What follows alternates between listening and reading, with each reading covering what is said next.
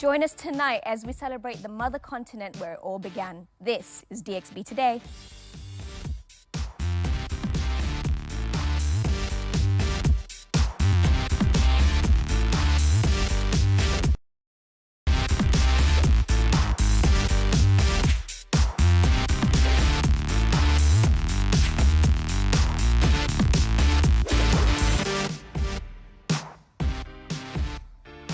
Good evening and welcome to DXB Today. It is time for Africa because we are celebrating Global Africa Day, a momentous day where we come together to honour the rich heritage, culture and accomplishments of the African community. The continent of Africa is brimming with diversity and taking the world by storm, from the rhythmic sound of Afrobeats to the breathtaking landscapes. Join us as we explore the untold narratives, uncover hidden gems, and amplify the voices of our very own African community right here in Dubai. So guys, how many African countries have you guys been to? I've been to 4. Amy! Yes, I've been to Morocco, I've been to Tanzania, I've been to Kenya and Egypt as well. I don't want to say because I haven't been to any yet. I've been to one. I was in the airport in Egypt. Does that count? Yes, that does count. It does. Give him some credit. Where did you go, Dad? I went to South Africa. Oh, beautiful. That's definitely a place that is on my list. Well, our co-host for today is an energetic and inspiring personality in the community that we're talking about. He has warmed many hearts with his voice, but let's find out who it is. Hey, what's going on? My name's Eddie, a radio presenter on Virgin Radio Dubai, a proud African. I'm here to celebrate with you Africa Day. Come on, let's go. Eddie's an absolute legend. He's been on the scene for over 10 years and will share more of his story shortly. We turn our attention now to a brand that embodies the rich and diverse heritage of Africa and infuses it into different contemporary experiences that speaks to a global audience. Let's check them out. So I'm here at the Emirates Financial Center, where I'm about to go into Kiza, a restaurant that focuses on culture, vibe and everything African. So come with me as I have my first taste of Africa. I'm here with Ian Alexander, the general manager of Kiza. Ian, thank you for having us here. And I want to say that I'm really excited to learn all the things to know about African cuisine. So can you tell us about what Kiza is and what to expect here? So Kiza is a celebration of Pan-African life.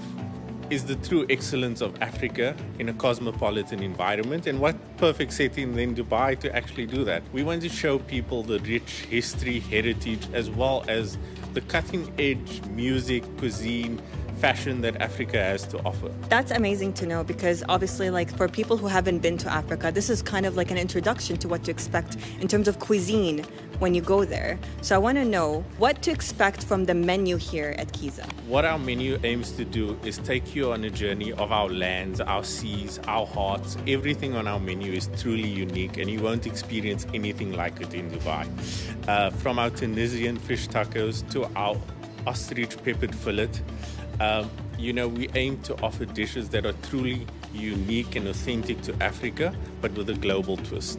And I know that now that you might be showing me some unique dishes within Kiza for me to try. Oh, definitely. So the first question you probably have is what's African about the taco? They utilize a harissa paste to grill the fish, which everybody knows that harissa is made using chili peppers, which actually originate in Mexico and were brought across to Africa in the 16th century. Oh, amazing. I can't wait to try it, so I'm going to go ahead and go into it. Do you want to try with me? Tell me. I'd really love. It's so soft. The flavors are so unique, and you can actually feel the fish like coming through. Yeah, very subtle, very smoky.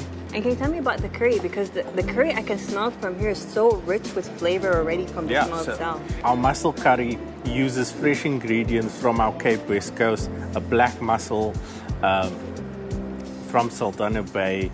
Look at that rich curry, it's so beautiful. Can you taste this masala and cardamom?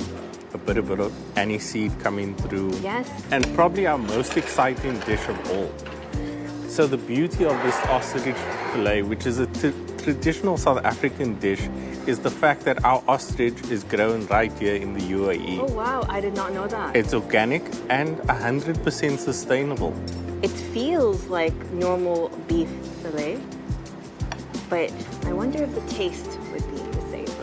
Well, ostrich is a lot leaner, a lot healthier, and a lot more sustainable than beef is. Well, let's have a taste. I can't taste I can taste meat. Yeah. But I can't tell it's an ostrich or not. No. Yeah. That is great. Now, we had 3 main dishes. I can't wait for dessert because I know that you prepared a dessert for us. Yeah, and that's going to be the best of all. And now for my favorite part of any meal, the dessert. And I already can smell some coconut tints, which is one of my favorite things to eat. This dish is something very dear to my heart. You know, being from Cape Town, this is what we call a Boon Coffee. It's a spicy donut. You'll find hints of cardamom and aniseed. It's then coated in sugar and dusted with coconut.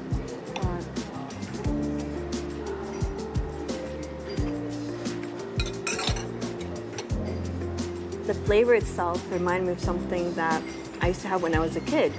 Like, it's so close to home. I think that it's something that I don't get to taste like as a donut anymore. Yeah. It's just so soft, and the taste is so light. For me, this is definitely something that reminds me of my childhood. Thank you so much, Ian, for inviting us here and showcasing the beautiful taste of Africa in dishes with us today. It's an absolute pleasure and a pride. Oh, I'm definitely jealous of Martha trying out all that amazing fusion African food. It looked delicious. Now in the studio joining us is Eddie. Eddie, welcome to DXB today. Thanks for having me. It's amazing to be here. Good, I'm glad to hear it. So can you just tell us a little bit about yourself and your love for the growing African community here in the UAE? Well, so I'm obviously from Kenya. Proud Kenyan. I've been in the UAE now 22 years, and I've been around interacting with all the Africans and many Africans in the UAE. We're a growing community, we're a vibrant community, a very friendly, hardworking community, and we've got a lot to offer here in the UAE. And I want to talk about representation, Eddie, when it comes to the African community in mainstream media, let's say, because I think Africa is one of the places where it hasn't missed out on representation like some cultures has, but much in the same way the Middle East hasn't missed out on representation. But do you think it's been an accurate or a positive representation in the past few decades, and do you see it changing? Well, when it comes to representation, to be frank, there could be more done. Like, for example, in the media, we're definitely very few in the media community, if I must say that. Very few in the media community, so we definitely need a lot more representation for us to tell our stories, because our stories are rich. They're full of culture, full of traditions, from all the way from Cairo all the way to Cape Town, from Abuja all the way to Nairobi. We have a lot to offer. We are a vibrant community. We have a lot of energy. We're just waiting for the opportunity. Give us the opportunity. Let us show you what you got.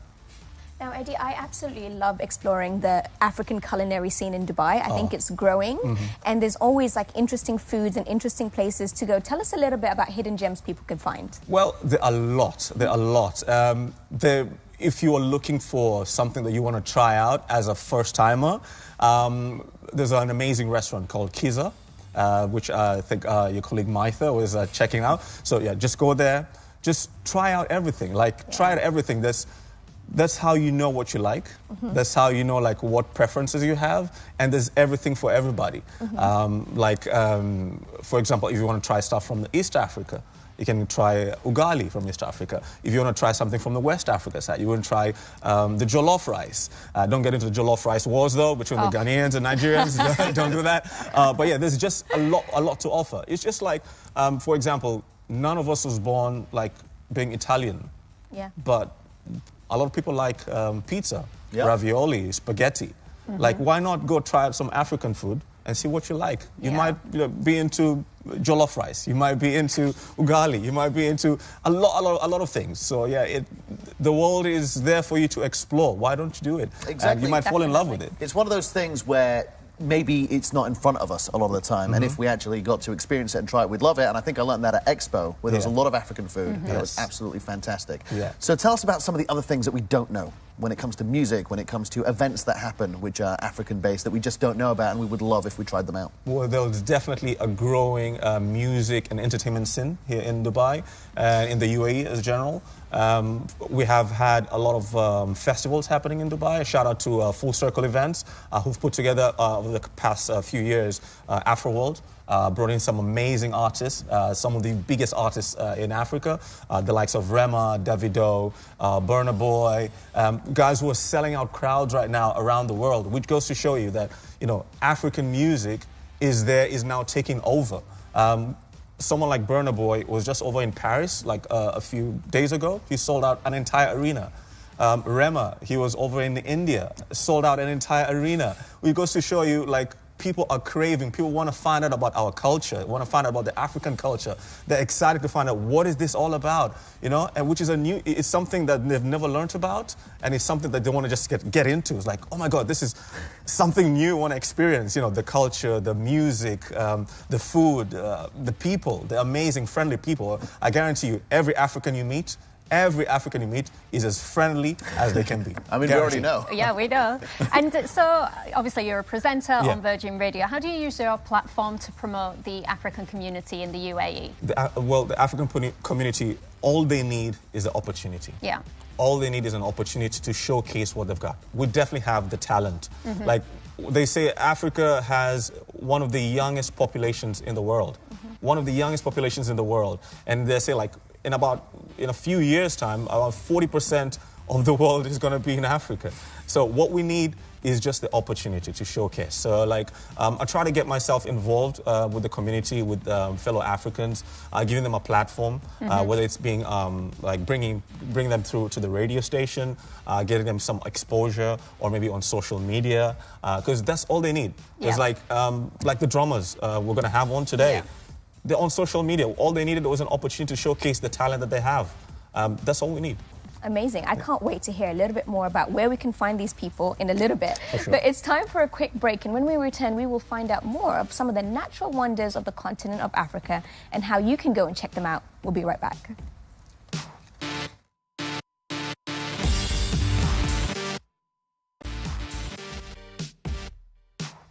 Welcome back to DXB Today, where we're celebrating Africa Day. And we're joined in the studio by a powerhouse who's invoking curiosity on travel, culture and lifestyle experiences across Africa. Please welcome back to the show Yvonne Mtengwa, the founder of Travel Essence magazine. Yvonne, thank you so much for coming back. It's so good to be back. I'm feeling really at home here. I think you should just keep my seat warm. Now, we've loved talking to you on DXB Today, but for people who haven't seen you before, tell us a little bit about Travel Essence. Travel Essence magazine, just like you said it, we are here to showcase the best of what's awesome on the African continent. Really largely focused on the hidden gems, all the places that you might have heard of, but haven't really got into the nitty-gritties and the details of how to get there. So Name that's what 3. we try to... Oh, gosh. 3 out of 54 whole countries. Okay, I can start. Like I said last time, I'm quite biased. I will give you Victoria Falls as 1. I will give you the Serengeti in Tanzania as 2. And I will give you the beaches of Seychelles. Yeah, but I think Seychelles is quite popular from here, right? Yeah, pretty much. Yeah. Quick flight. It's not far at all, and definitely it's on my list of places next to go. So I want to talk to you a little bit more about Victoria Falls, because you've touched on that before. Why is it such a top destination for you that you think people need to go and visit? So for me, it has a soft spot on my heart because that's actually where my career in destination marketing started. I had moved from the US and it was full on from the city, big city life, to complete bush.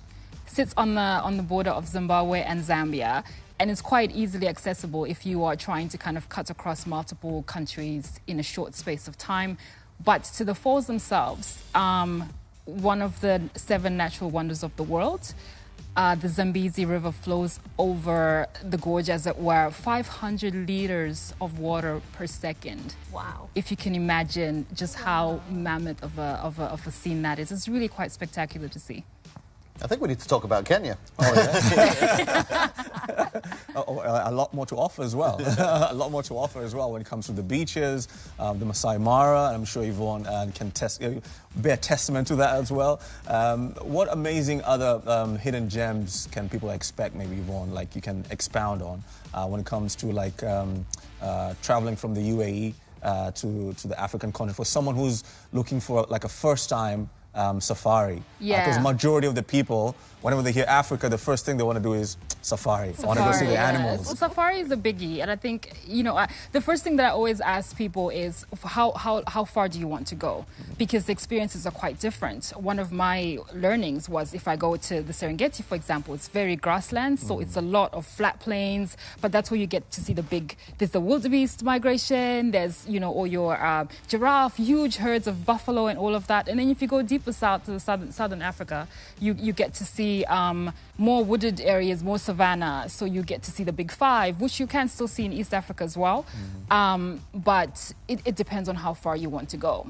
East Africa, 5-hour flight maybe, give or take. Southern Africa at another two hours or so. But the experience is really quite different, and no two safaris are ever the same. Doesn't matter which one you're on, how many times you're on the back of that safari truck, they're never the same.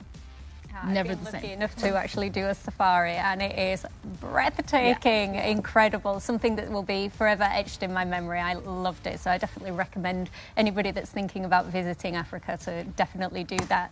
So I just want to take it back now to Travel Essence magazine and just kind of ask about how you support and promote sustainable and responsible tourism practices in Africa. So a lot of what we do is our content is centered around really bringing to the fore the brands that are doing the work on the ground. So it's the people and the places, and we use a brand-to-brand approach.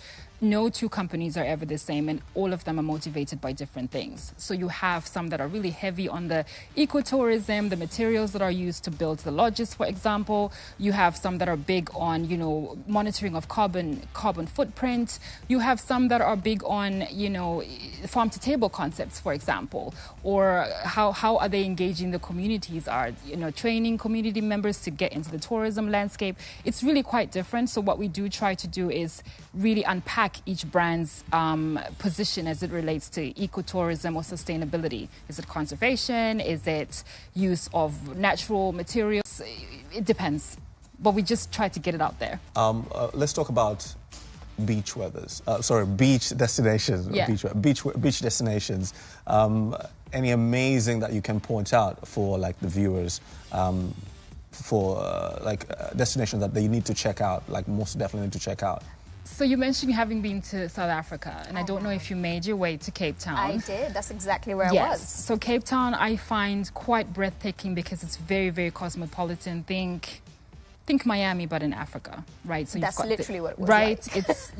You've got the backdrop of Table Mountain, which is a natural wonder in itself, and then you've got a really cosmopolitan architecture, and then you've got the sea, and then it depends on which part. You've got the Cape Winelands, so that's really scenic and pristine, and then you can see, you know, marine life, right? So that's a stellar example. On the coast of East Africa, Mozambique, I spoke of last time. I love the beaches there because they're very untainted. They're still very raw. So you have that white sand, not a whole lot of commercial activity, but you still get the essence and the soul of the culture and the people there. Well, when this episode goes out, that's going to change.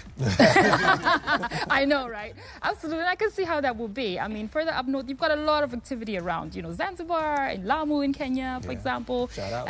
And on the other side, I think if you look at the beaches of Namibia, they come up with something different as well because they're sitting up against the desert dunes, right, of Namibia, the Namib Desert that flows into the sea. So it's really dependent on what kind of experience you're looking at. Some tropical, some a bit interesting in that it's less commercial, but there's a lot to offer still. So I need a holiday. Come on, let's go. So Yvonne, if people want to find you, what are your social media handles where people can follow you and your amazing journeys and your recommendations as well? Absolutely. So if you want to hop along on the ride with me on Instagram, quintessentially_Yvonne is where you'll find my personal profile. And then for Travel Essence Magazine, keyword search Travel Essence Magazine across all platforms, and you'll be able to find us. Thank you. I'm definitely going to be following you. Amazing. Dude, let's go. Hopefully you get to come with me too. I hope.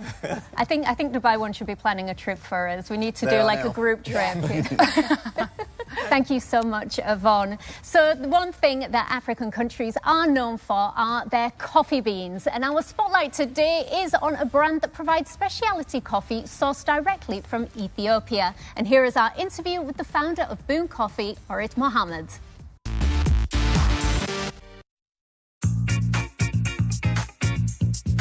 Hi, my name is Orit Mohammed.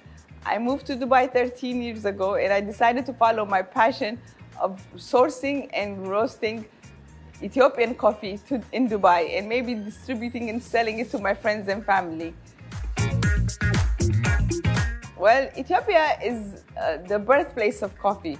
So all coffee somehow is genetically linked to Ethiopian coffee. And Ethiopia still has the most diverse types of coffee. Each region has different flavors and different characteristics. So just to showcase some of it would be an amazing achievement. The Arabian Peninsula always had a great history with coffee. It's how they show guests their welcome. So coffee has always been in the homes of almost all the Arabs in this region. Starting the business was challenging because at the beginning, I didn't know a lot of people. I didn't have a strong network and I was a stay-home mom. So I had to figure out all the path, how to start a business.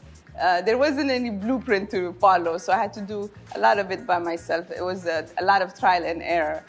And I didn't know which direction the business would take. I thought it would be B2C, supplying directly to customers, but it ended up being B2B, supplying a lot of the businesses. To showcase Ethiopian coffee all over the world, not necessarily just in the Middle East or in Dubai. And since we've started in this region, a lot more coffee from Ethiopia is being imported, so I'm always happy for that. Well, Dubai means opportunity to me. It has given me the opportunity to pursue what I love and showcase exactly what I really have always been passionate about. That day would be full of a lot of food. I love Dubai's food scene. There's so much diversity of food, anything from anywhere in the world. So I would probably eat 3 breakfasts, 5 lunches, and 7 dinners. That would be the day. I mean, I'm definitely all for anyone who tries to innovate coffee because it's probably my favourite thing, my second favourite thing next to my family. I'm sure your family will be happy to hear that. Now it's time for the Daily Roundup, where we find out what's buzzing in the city. Dua, what do you have for us today? Oh, so artificial intelligence could actually expand Africa's economy by $1.5 trillion by 2030. As AI becomes more accessible in Africa, is poised to emerge as a major player in the global AI industry, revolutionizing industries such as finance, agriculture. South Africa, Nigeria, Egypt, and Kenya will dominate this sector, with AI impacting at least 120 plus separate market segments across Africa. And this is actually very, very valid. So I teach at a university in South Africa monthly, and we talk about AI quite a bit, and it's actually revolutionizing everything down in Africa. What do you think about this, Eddie? Oh, most definitely. Most definitely. A lot of people are scared, they're afraid about it, but I think it is the future. Like with everything, like with the internet, at the beginning of the internet, people were afraid of it. They didn't know what to expect, but I think it's definitely the future, but definitely has to be done with caution. We need to have regulations in place, because there are definitely people who might want to use it in a wrong way, you know what I'm saying? So yeah, definitely some regulation needed, but it's definitely the future. We need to get on board. I think most people are having the reaction to AI as I did when I first found out about it, where I was like, oh no, this is worrying, and then I found out that it can do my work for me. I was like, oh, and yeah. I'm all for it now. I would say, I think it's no secret that I am really not up to date when it comes to AI, the metaverse, all of this. So Dua, and also to you, Eddie, like, how is it going to revolutionise, you know, the economy and everything in Africa? How is AI going to accomplish that? So Eddie actually touched on this earlier, but Africa has the largest, youngest population, working population in the world. So I think by 25% of the population will be under the age of 25. So in the next few years, Africa is going to be where all the jobs, revolutions are all going to happen. So like Google, Amazon are all building data centers down in Africa. So investment is going down there. Yeah, Okay. most definitely. Well, now we are going to go on a quick break, and when we return, we will speak with an inspiring voice in the North African community.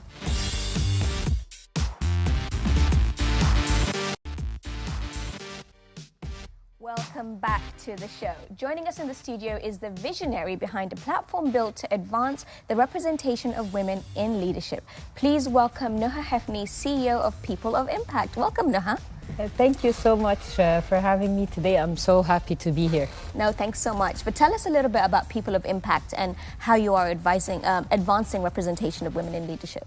Yeah, so People of Impact is actually focused on all areas of social impact, so not only women, but because I am a global champion of women empowerment, and I've been awarded for that multiple times. I also consult UN Women on that. I have a strong passion for supporting women and youth, and particularly in Africa and in Asia, and in the Middle East. So I have a strong focus on that. So my company basically helps organizations and people deliver social impact. So how would that look like from the UAE to Africa? Yeah, so basically designing awareness campaigns on sustainable development issues, basically implementing projects on the ground in various African or other countries, so all around the world really. And so we basically design these projects and make sure we partner with the right organizations in these countries in order to implement them. So we can support and impact as many people as we can. Amazing. So Noha, what's the inspiration behind the company? What did you see that was missing, that it was your role and the company's role to bring that about? Yeah, so at 13 years old, I'm originally from Egypt, but I lived and grew up in Ethiopia, and right outside my door were little children living in slums with their families.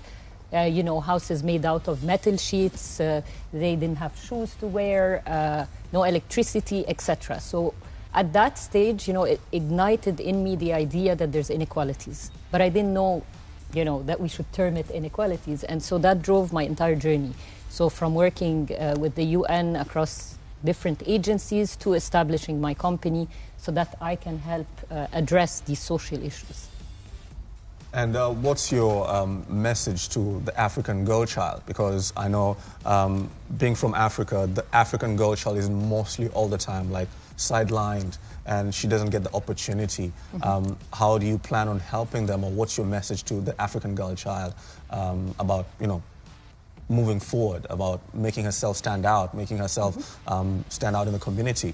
Absolutely. So I think it's really the youth. The youth of Africa are the present and are the future of the continent, and really can unlock so many opportunities for the rest of the world. So I want to tell them to really believe that there is hope, that they have it in their hands to transform the reality of the situation in their countries. So this is one. For the girl child in particular, because we all know that in all these social challenges that the world is facing, the women and the girls are the most impacted. It's not any different in Africa. Yeah. So I would say, we need education for the girls and ensuring that they can, achieve their basic education and move on to get opportunities. So from the UAE here, I have a lot of clients who work on projects on education, for the girl child. So I think that should continue, providing opportunities for economic empowerment, because in order to empower a woman, you need to provide her with financial independence. Yeah. The women are ready, they are strong, and especially African women. We have a lot of pride, perseverance, resilience.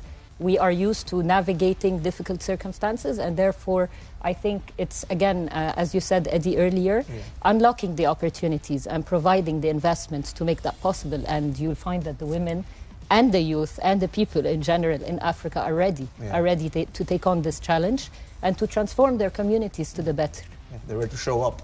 Absolutely. So Noha, what are some of the misconceptions or stereotypes that you've encountered with People of Impact?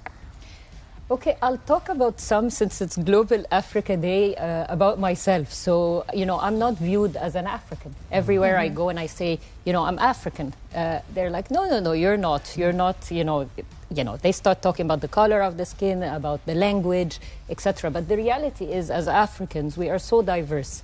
North Africans are Africans, and we are so proud of this, and we have so much to give to the continent. So this is one stereotype.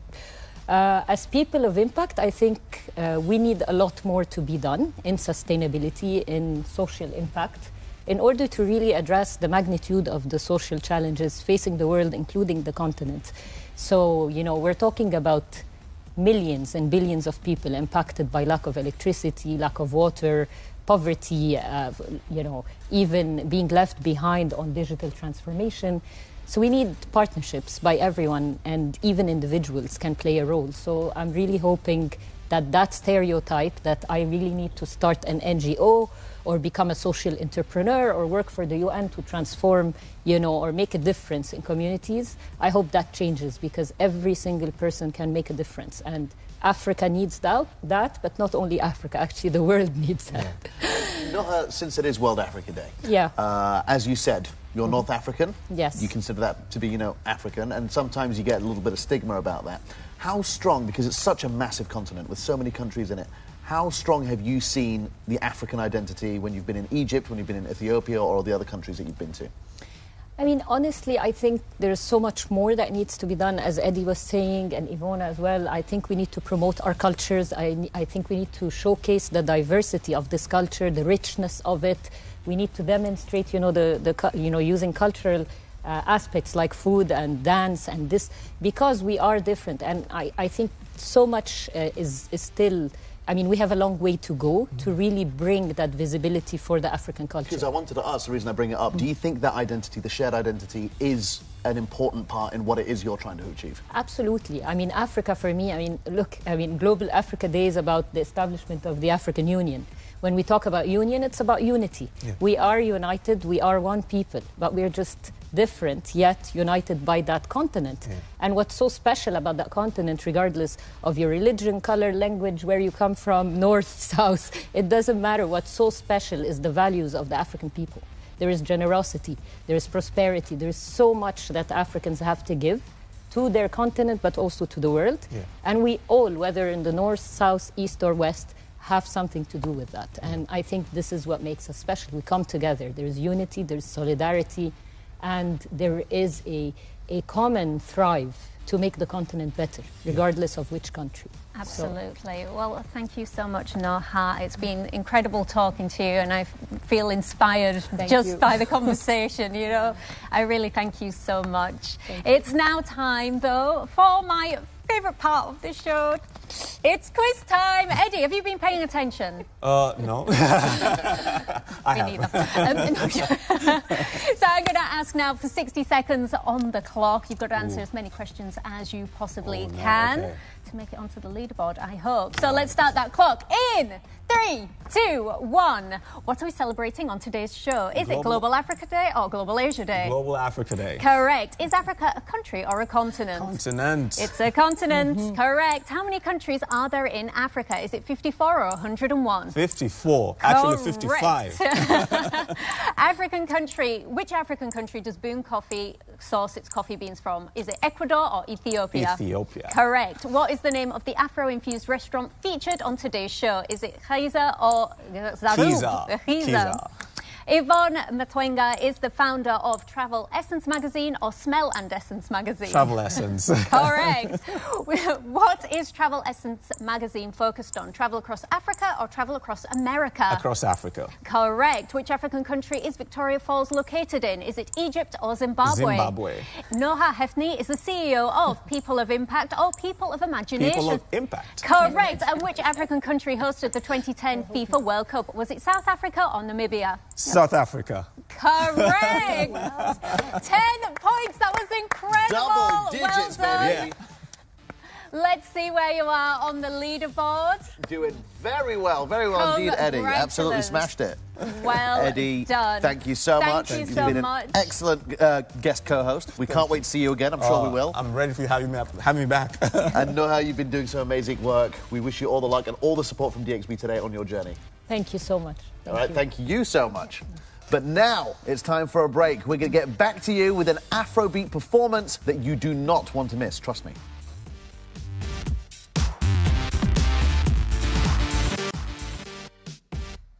Welcome back to the DXB studio. Joining us now is King Colin. Guys, welcome. Thank you so much for joining us here. Thank you. So, first of all, I need to ask you, why did you bring African drumming to the UAE?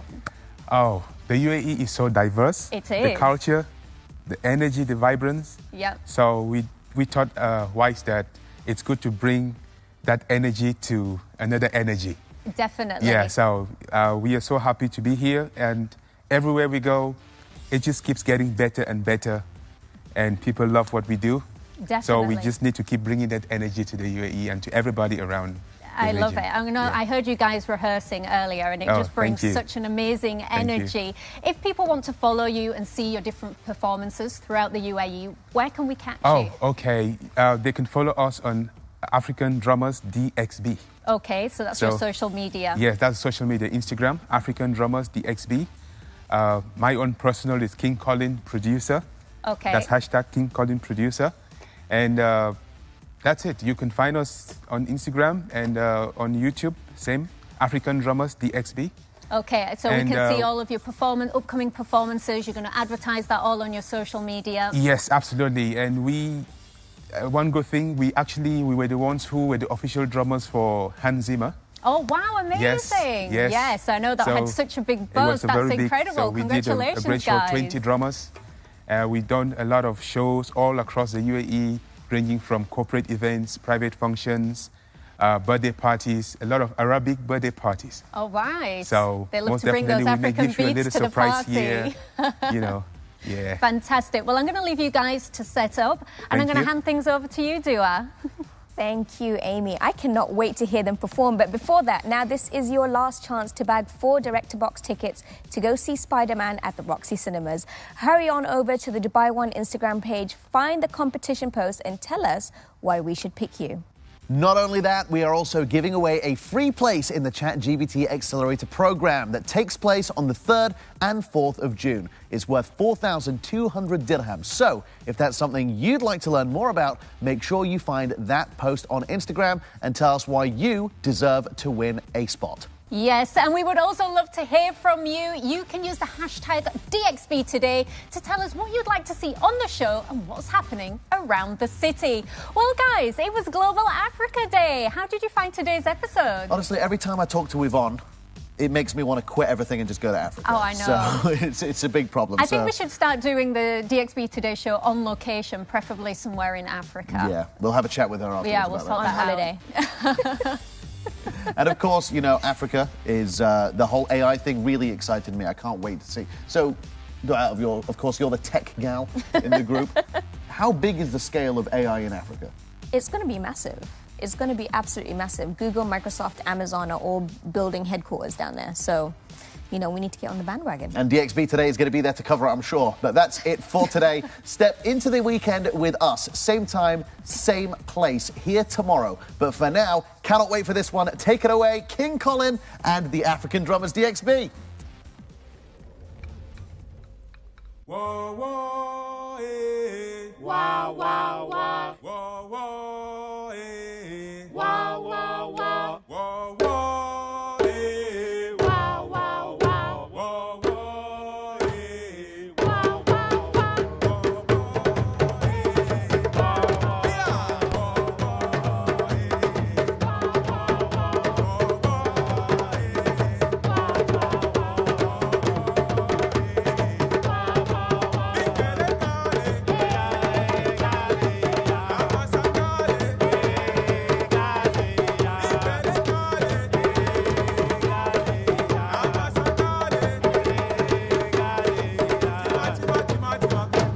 Tima tata, tima tima tima tima, tima tima tata, big belengale.